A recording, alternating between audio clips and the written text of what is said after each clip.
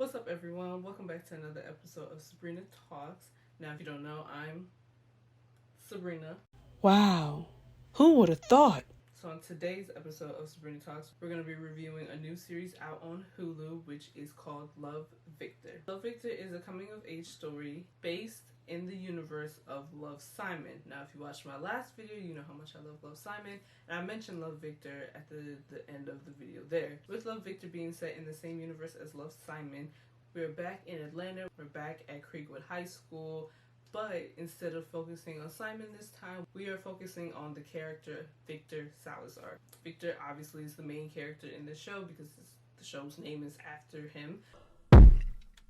Stupid. He's a Hispanic teenager who just moved to Atlanta from Texas. He's also now going to Creekwood High and trying to figure out whether or not he wants to reinvent himself or be who he truly is going into this new school. So the series focuses on Victor's life currently at the age of 15 and him kind of going through family struggles, him going through identity issues, all that kind of stuff that we get in a typical teen coming of age story. Now, this was released on Hulu in June of this year. It was originally supposed to be on Disney Plus, but Disney was like, I don't think it's family friendly enough for our streaming service, so they pushed it over to Hulu because Hulu is owned by Disney nowadays. It has 10 episodes, and each episode I want to say is at max 30 minutes. Let's jump into the main things that I love about this show. The thing that I'm really impressed about this show is the fact that all of these characters, whether it be Victor's family or his friends, all of them have some depth to them. All of them have some dimension to them. None of them are just kind of surface level characters where they're just kind of there to say some things. The only character who's kind of just there is Victor's little brother, Adrian. He's, I want to say, less than 10, so he don't got much to say. He provides some like funny jokes here and there, but the rest of his family and the rest of his friends, all of them you get to know. All of them, you kind of see their quirks and their flaws, and I feel like you could pick something from each one of them. Since this is a teenage coming-of-age story, some of the characters kind of fit into the tropes of like a coming-of-age. So the character Felix, who's my favorite character, I think he's so funny. He reminds me of like a Styles Stilinski. If you ever seen Teen Wolf, they're both just kind of funny and like witty, but Felix is a little bit more goofy, so he fits into the stereotypical like nerd character or like loser character or whatever. Andrew is seen as like the hot jock. If you've seen the movie Booksmart, which you should because that movie is hilarious, he's in there, but he's like the hot jock who kind of bullies Felix and other kids. And then there's Mia and Lake, who are like the popular girls. Mia fits more into like the girl next door trope, and then Lake fits into like the ditzy blonde character. Even though they have like the kind of tropes of these characters, they don't let that trope be the only thing about the characters. Like I said before, they give the characters dimension, we get to know them, we kind of get a reason as to why they're like the way that they are. So that I really enjoy, and I think that's really one of the big selling points of this show. You really can just kind of get to know and love all of the characters without any of them being like annoyingly stereotypical or just kind of there. Another thing that I really love that is just, it's kind of minor, but I appreciate them doing is two things. One, all of the actors who are playing the teenagers, they all actually look like teenagers. I've discovered none of them are actual teenagers. They're all 18 and over, which is surprising. But that being said, that brings me to my number 2 point in they don't sexualize any of these characters, and I think that's amazing. The only character that I believe they really sexualize is the character Andrew. Is because he's the hot jock, and I think he's the only character in this show that had a shirtless scene. Usually in anything teen related, the actors are all late 20-something-year-olds trying to play a high schooler, and they almost always sexualize the said teens. Let's take a show like Riverdale, for example. All of them are, I want to say, 22 and up. Some of them look like they can maybe still be in high school, but most of them look like they're actually in their 20s. And in Riverdale, they're constantly sexualizing these characters. I mean, the girls are always in some short skirt. If they're engaging in any like sexual activity in the show, you'll see like a pan of their bra and them in their underwear, or they do like real close-up shots of them like licking their lips or biting the weird things. And then for the guys, they also are always, have no shirt on for no reason. The camera's like panning up their abs. It's just a lot. I get why they do it, but it's also like, this is a teen show, so maybe we shouldn't do it too much, but I am no studio executive or writer, so even though the actors are actually all 20-something-year-olds, they actually look like they're like 16 or 17, which is great for actual preteens and teenagers who are going to watch this show.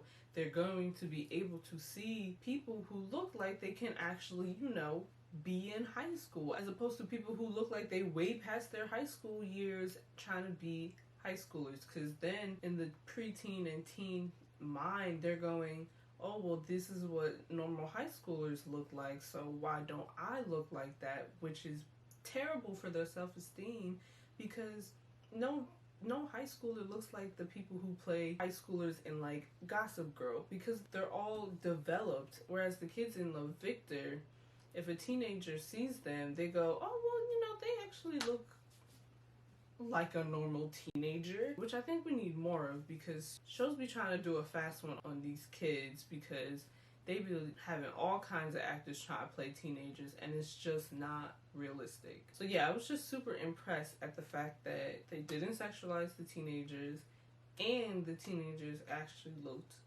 young. Another thing I greatly appreciate is the fact that female characters in this show are all pretty good, at least the teen ones. So there's Mia, there's Lake, and there's Pilar. All three of them aren't just there to support the male lead. They all relatively have an arc. They all definitely have a purpose in this show, which is so refreshing to see, because sometimes in teen shows or teen movies, the girls are just kind of there, especially in male lead teen shows or teen movies.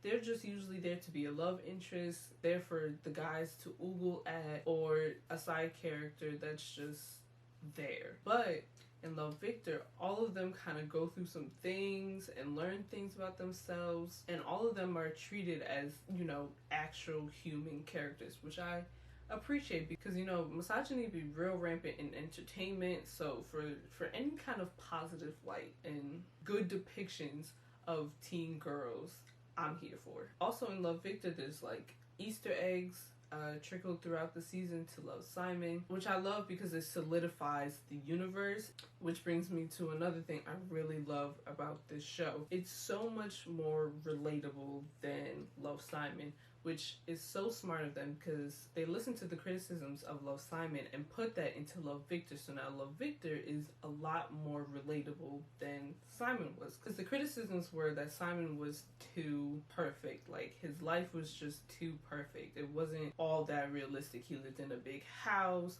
His family had plenty of money. His parents were super, super supportive. Like, everything was just kind of working for Simon, which is great, but it's not always realistic. So with Love, Victor, Victor's in an apartment as opposed to a big house. Victor's parents aren't rich, and he's Hispanic, so that adds a little more depth to than just, a white man. Victor's family also deals with like family issues and like money issues. So everything's a lot more grounded and more relatable than in Love, Simon. And I think that's somewhat due to the fact that Love, Victor was a series and not a movie. They had more time to kind of give him more nuance than what we got with Simon. All of the music, I didn't know a good chunk of the songs that they played, but all of it felt really youthful. All of it felt like music teenagers would listen to. I'm pretty sure they also had some LGBTQ artists have their songs played in the show, which is fantastic for representation. It's just fantastic for the artists. I think they really captured songs that kind of fit the youth without being kind of stereotypical and mainstream, so I applaud them with that. The writing of the show does a great job of naturally implementing like little drops of wisdom, which I think is so great for the younger generation. So like kids who grew up in like the late 2000s or the early 2010s, those would be like the target demographic for this show. And the characters say them so effortlessly that it doesn't seem preachy or it doesn't seem like forced. They don't make it seem like, hey kids, pay attention to this message, that I think entertainment needs to do more of. You know, it's great to just kind of watch something and let it just kind of wash over you or whatever, but instilling positive ideals into the younger generation so they don't grow up with self-esteem issues or like identity issues. They have pieces of media that can kind of whisper in their ear nice positive thoughts that they should have, because we need to be helping and uplifting the youth and not, you know, giving them more things to stress about. I've talked about all these things I liked about the show, but I've yet to talk about the main character, Victor. I love Victor. I think he's so charming and cute. I really just kind of want to scoop him up, put him in my pocket, and adopt him, because in the show he's just precious. He fulfills the cuteness and lovableness that like Simon gave me, and he kind of adds to it. He gives me a little bit more reason to love him, I guess. To me, he acts like such a good teenager, where his intentions are always good. He's always looking to try to do the right thing, but you know, he's a teenager, so he's gonna do dumb things. The actor who plays Michael Camino, he portrays Victor in such a lovable and believable way that you really want to root for him by the end of this series. The writing on Victor did a great job, and the directing for Victor is so good. Love, Victor is not a perfect series. You know, there's still things they could have improved on. One of the things I think they probably could have improved on slightly is Pilar. Pilar is Victor's little sister. She's a freshman at Creekwood High, and she's kind of like the angsty character in the show, and she's just a little too one-dimensional for me. You get to know her and you kind of see why she's the way she is in the show. But I feel like we could have gotten some more. Like, we could have really gone into Pilar a little bit more. But I understand her purpose for the show, so it's just kind of like a, Hopefully if we get a season 2, hopefully they kind of dig more into the Pilar's character, because she's a really fun character and I really like her. Another thing I don't entirely like, but it's a real nitpicky thing I don't like, is the fact that Victor does 2 things in this show that I just can't imagine an actual teenager doing. Maybe I'm just like biased with my life experiences, but to me, I'm like ain't no way he's successfully completing 2 of the things that he does in this series. But like I said, that's just a little nitpicky thing. I understand why they did it, because drama, but whatever. So this is not a spoiler, but this follows in the footsteps of Love, Simon. So Victor obviously is going to be a part of the LGBT community. In the show, he identifies as gay, which is not a problem. But I think they had the opportunity to make him bisexual and they chose not to do it, which I think is a slight problem. I think without changing anything else in this story, they could have went down the bisexual path and allow for some more like representation in the LGBT community other than just gay. But I guess if they want him to be like Simon, he's gonna identify as gay. But I'm not a part of the community, so I'm not gonna put words in anybody's mouth, but I feel like a lot of people would have enjoyed the bisexual representation that this show could have brought. But that's just my opinion. Those are the things I really have an issue with. Everything else, I'm quite a fan of. Overall, this show is fantastic. I really think you should watch it. I'm really happy that they decided to expand on the Love, Simon universe instead of just kind of repeating it. I really need a season 2. I don't know when that's gonna happen because quarantine and coronavirus, but I pray that we get a season 2. Let me know in the comments what you think of this show, if you've seen it. I really hope you guys are staying safe. Please stay inside. Please wear a mask. Happy Pride once again to all the LGBT community. Make sure to like, comment, subscribe, watch some of my other videos. Stay tuned for my future videos, and I'll see you guys next week. Bye guys.